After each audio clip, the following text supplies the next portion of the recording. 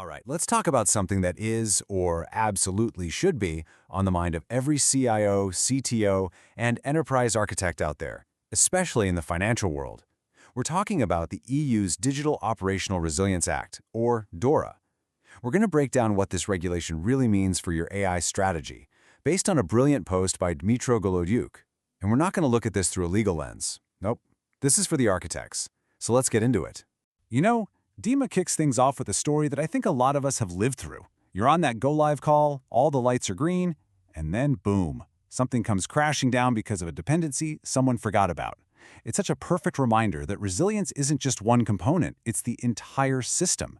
Now just imagine adding the beautiful complexity of AI into that mix, and yeah, you can see the scale of the challenge we're facing. So what is DORA exactly? It's a binding EU framework for managing technology risk that became fully applicable back on January 17, 2025. Now, here's the key thing to understand. DORA never explicitly says AI regulation, but it is technology neutral. And what that means is any AI system you have that supports a critical business function, think fraud detection, credit scoring, you name it, it falls directly under DORA's microscope. And here is the real kicker. For years, the focus has been on model risk management. You know, making sure the model's predictions are accurate, that it's not biased. DORA comes along and says, that's great, but it's not nearly enough. It demands that you can prove the operational resilience of the entire AI stack. We're talking data pipelines, APIs, the infrastructure it runs on, everything. It is a fundamental shift in how we have to think about this stuff. So here's our game plan. We'll start with the why, the DORA imperative. Then we'll break down its 5 core pillars. After that, we get really practical with an architect's blueprint for building a DORA-compliant AI lifecycle. We'll also tackle that huge challenge of third-party risk. And then, we'll wrap it all up by reframing this whole thing from a chore into a genuine competitive advantage. All right, let's get into the nitty-gritty of the regulation itself. I mean, if we're going to build compliant systems, we first have to understand the foundation DORA is built on. And it's all organized around 5 key pillars that create this comprehensive framework for digital resilience. And here they are. Think of ICT risk management as basically mapping out your entire AI supply chain.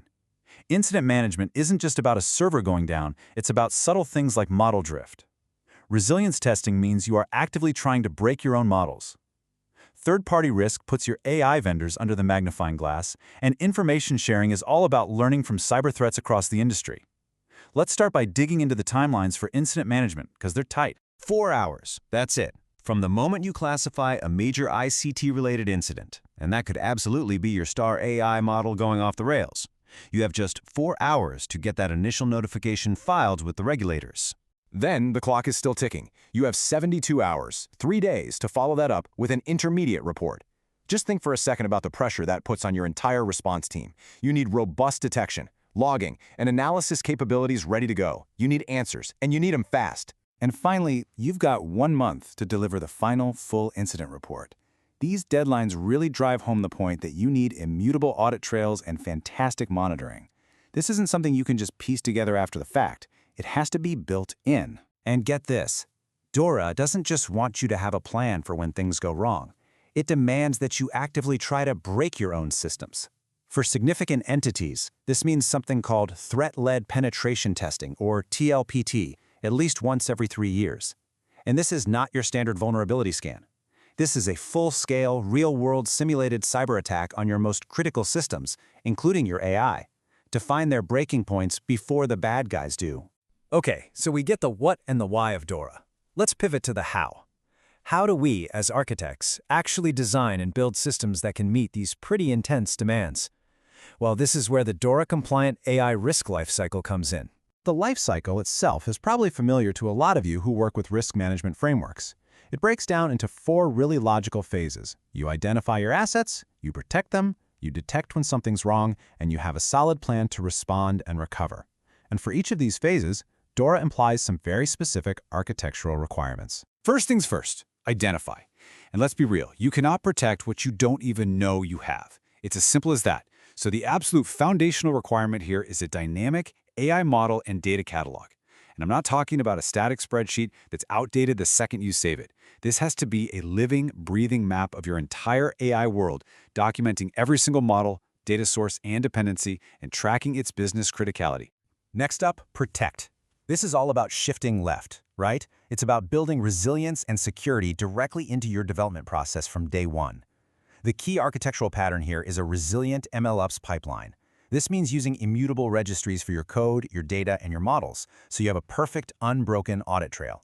It also means embedding automated security scans and bias checks right into your CI/CD process. It's protection by design, not by afterthought. Now for detect. You need a nerve center, an early warning system. DEMA uses this great term for it, the AI Control Tower, a centralized hub for continuous, real-time monitoring.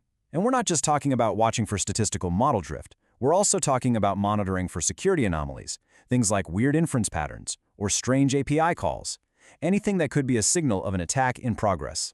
And here's a little peek under the hood of what that AI Control Tower could look like in practice. This is a simplified example, of course, but you can see we're setting up a monitor for a loan application model. It's constantly checking the live data coming in against the original training data. If that statistical difference, the p-value, drops below our set threshold, bam! A critical alert is automatically triggered and sent to the right team.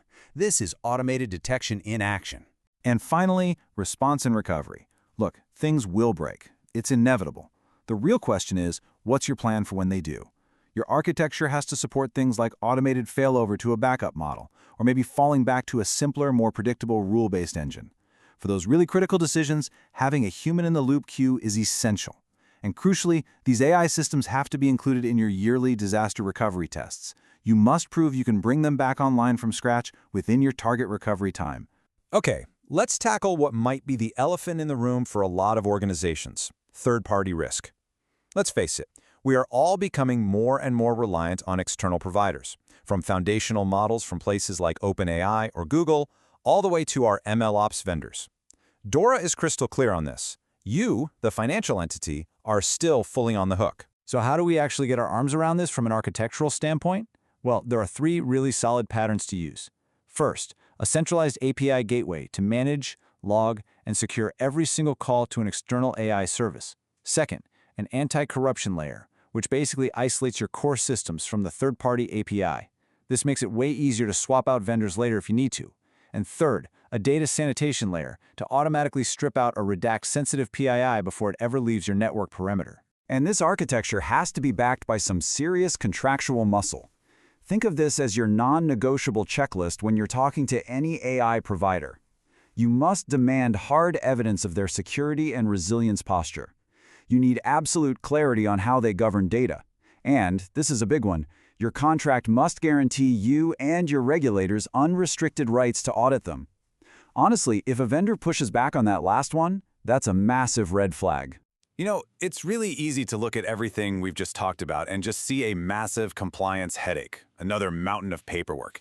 But as architects, as technology leaders, our job is to find the opportunity within the constraints. DORA isn't just a rule book. In a way, it's a blueprint for excellence. And this really gets to the heart of the matter. DORA is forcing us to build the robust governance, the deep observability, and the true resilience that, frankly, our AI systems have always needed to be truly enterprise-grade. When we embed these principles into our work, we don't just get a compliance checkmark. We build better, more reliable, and more trustworthy products. Resilience stops being a defense and becomes your competitive edge. So I'll leave you with this question, one to take back to your teams, to your next strategy meeting.